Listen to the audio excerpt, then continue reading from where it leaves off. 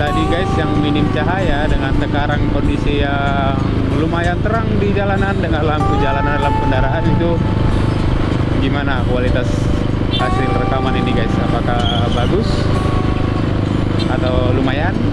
Coba dinilai. Ini untuk ininya settingan warnanya sih saya ngambil yang otomatis semua sih sebenarnya, sembari coba-coba, karena kalau di setting manual takutnya nanti ada yang over atau yang kurang kayak ISO nya, white balance nya gitu. Jadi saya buat ini di auto aja, karena auto itu katanya yang paling ideal buat di berbagai kondisi cahaya. Oh ya guys, saya punya kendala lah satu lagi. Jadi saya ingin connect kan ke handphone Android pakai Quick dari GoPro, tapi nggak tahu kenapa kok nggak bisa terhubung. Dia wifi dari GoPro ke handphone sudah connect, pin juga udah dimasukkan, tapi nggak bisa muncul di kamera di layar handphone. Saya itu butuhnya buat ini sih, mengetahui angle kamera yang saya letakkan di lem ini udah pas atau belum, jadi kayak mirroring gitu. Ya buat itu aja. Kalau mindahin file sih lebih gampang, cabut memori atau pakai USB.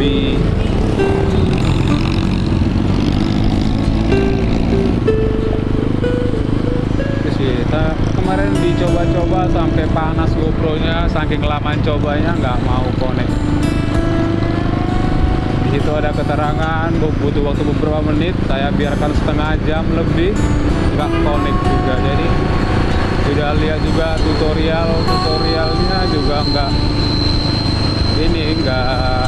berhasil juga.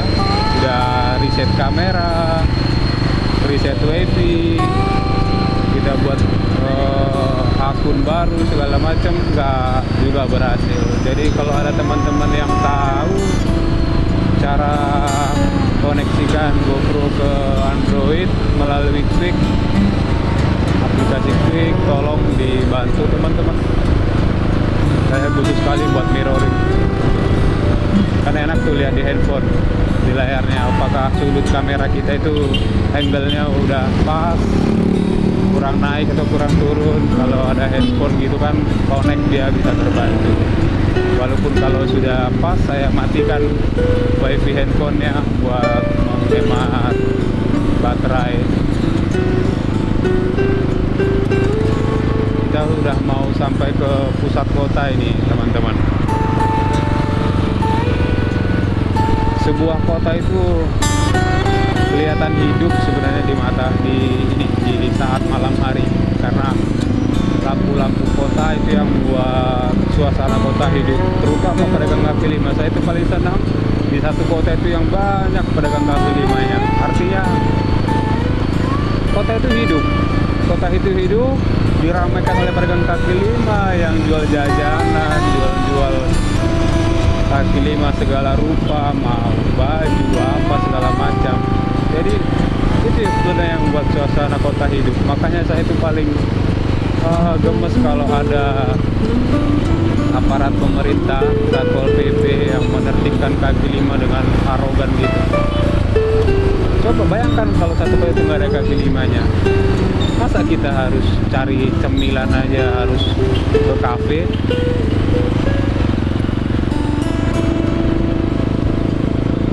Kaki lima, karena gimana ya,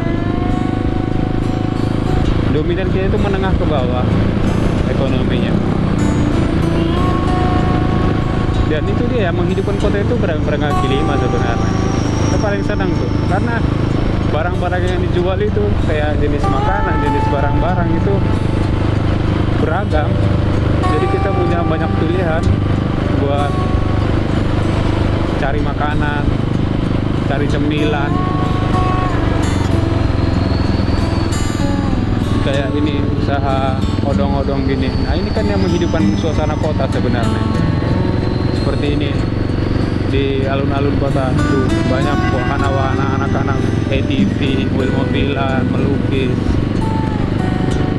Bayangkan kalau kaki lima seperti ini nggak ada. Sepi, hanya parkiran aja yang ada. Nggak hidup suasana kotanya. Dan nggak bakal rame juga. Ya karena nggak ada yang mau dilihat, nggak ada yang mau dibeli. Buat apa orang keluar rumah? Kayak plaza di tempat kami. Jam segini udah tutup, lihat tuh. Ini baru jam 8 malam, udah tutup.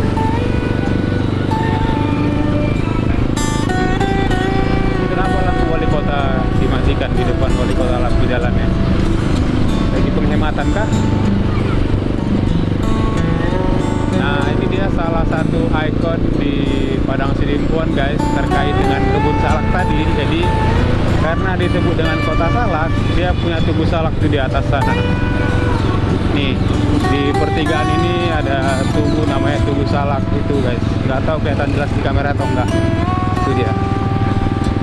Dan satu lagi landscape-nya ini dia, jembatan Siborang. Nanti cukup indah, banyak orang yang akan pendatang yang foto di tempat ini karena ikonik sekali.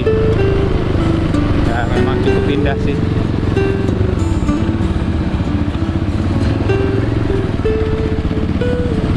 Kita sudah mengarah ke arah pulang ke rumah. Ini 2 km lagi kita sampai ke rumah saya guys.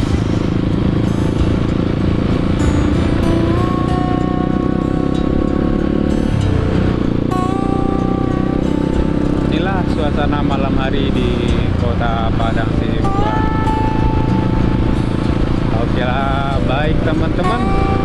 Terima kasih sudah mau menonton video saya kali ini.